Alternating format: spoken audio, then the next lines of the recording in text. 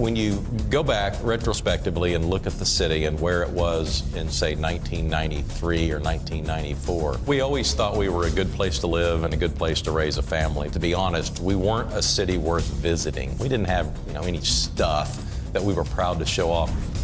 Anytime you traveled, people would say, ask where you're from. I'd say, I'm Oklahoma City, and I'd get this blank stare. They just had no concept of what Oklahoma was. What corporate America was really searching for was the quality of life that Oklahoma City did not offer. Maps became something to hold on to and rally around, and it was like a rope.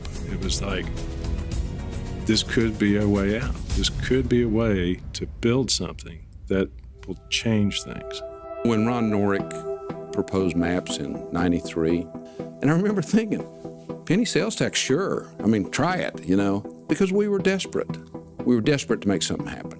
Mayor Norick was the one who really carried the flag and said, let's take a different tack. Let's try to invest in our community as opposed to investing in a company.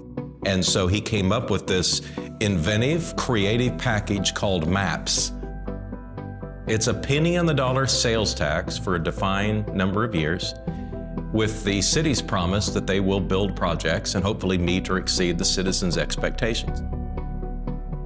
The campaign theme was believe in our future, kind of a corny theme, but it was really what we meant, and that we were going to make tangible decisions, make real financial investments to change the course of history in Oklahoma City.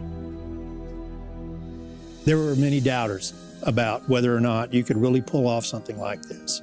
And it wasn't until the first project, which was the ballpark, opened that people really believed it was going to happen. When the people entered that ballpark and saw that beautiful stadium, and saw that green grass, and saw those crisp, beautiful new white uniforms, it was a new day.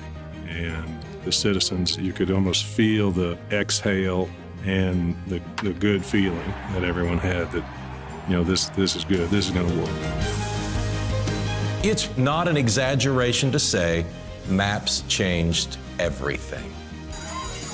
Maps for Kids, an act of political genius that my predecessor and some other civic leaders were able to put together to bring together in a consensus 24 school districts, an entire city council, and the business community. And so then we worked for 3 years with people around the city that cared about education.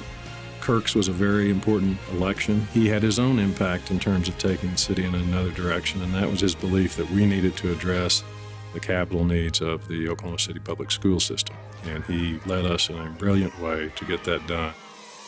So following Mayor Kirk Humphreys, Mayor Mick Cornett picked up the mantle and carried us forward into MAPS 3.